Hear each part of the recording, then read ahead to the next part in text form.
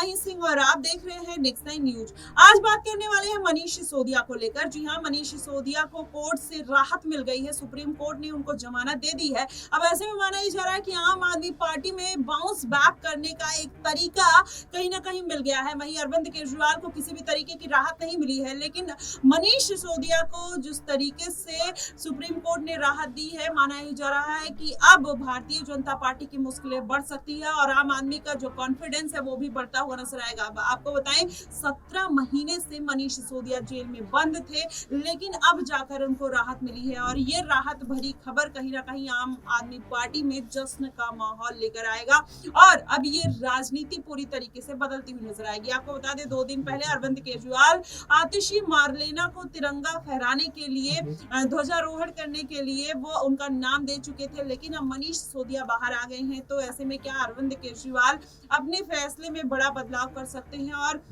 माना जा रहा था कि अरविंद केजरीवाल के दाहिने और बाएं हाथ मनीष सिसोदिया और संजय सिंह हैं, ऐसे में दोनों बाहर आ गए हैं। तो क्या अरविंद केजरीवाल का विधानसभा चुनाव में जीत पाना अब आसान हो जाएगा? जी हाँ, इस बार के लोकसभा चुनाव के बाद माना ही जा रहा था कि अब मनीष सिसोदिया हो सकता है कि जेल से बाहर ना आए, अरविंद केजरीवाल इस बार के विधानसभा चुनाव में हार जाए, क्योंकि जिस तरीके से इस बार के नतीजे रहे लोकसभा चुनाव में, यही माना जा रहा था कि विधानसभा चुनाव बेहद मुश्किल होने वाला है। लेकिन अब उन सभी अटकलों पर पानी फिर गया है। मनीष सिसोदिया को जमानत मिल चुकी है। ऐसे में अब मनीष सिसोदिया जिस तरीके से बातें कहते हुए नजर आए थे कि वो कोर्ट की सभी शर्तों को मानने के लिए तैयार है। अगर कोर्ट उनको बोलेगा कि वो देश से बाहर ना जाएं या सारे रूल्स फॉलो करें, वो कोई आधिकारिक काम ना करें, तो जाहिर तौर पर वो किसी भी तरीके का कोई आधिकारिक काम नहीं करेंगे। अब ऐसे में ये बड़ी खबर निकल कर आ रही है कि मनीष सिसोदिया को जमानत मिलना इस बात की तरफ संकेत है कि जो आम आदमी पार्टी हमेशा से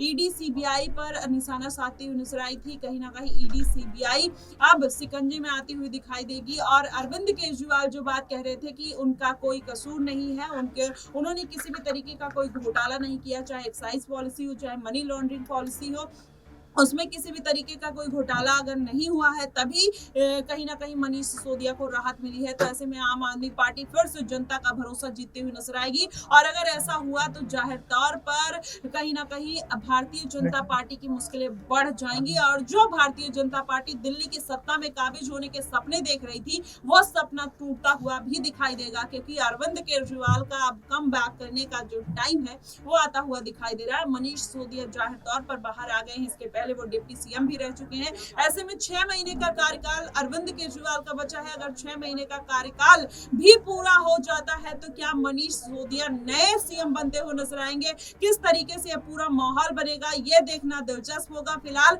अभी के लिए तो ये है कि आम आदमी पार्टी में जश्न का माहौल है और वहीं भारतीय जनता पार्टी जिस तरीके से आतिशी को ध्वजारोहण के लिए ये बात कहते हुए नजर आई थी कि ये आधिकारिक नियमों का उल्लंघन है, अगर अरविंद केजरीवाल इस्तीफा ना देकर इस तरीके के कृत्य करेंगे तो कहीं ना कहीं वो नियमों का उल्लंघन कर रहे हैं। लेकिन अब मनीष सिसोदिया जेल से बाहर आ गए हैं, क्या तमाम जिम्मेदारी जो है वो अरविंद केजरीवाल सौंपते हुए नजर आएंगे?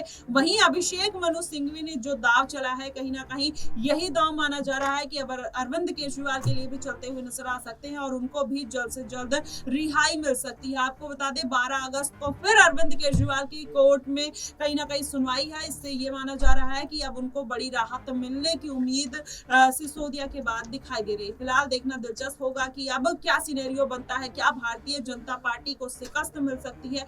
ये बड़ा सवाल कहीं ना कहीं घूम रहा है सबके मन में। आपको क्या कुछ लगता है, आप हमें कमेंट बॉक्स में जरूर बताइएगा। फिलहाल के लिए बस इतना ही। देश और दुनिया की तमाम खबरों के लिए हमारे साथ बने रहिएगा नेक्स्ट नाइन न्यूज पर।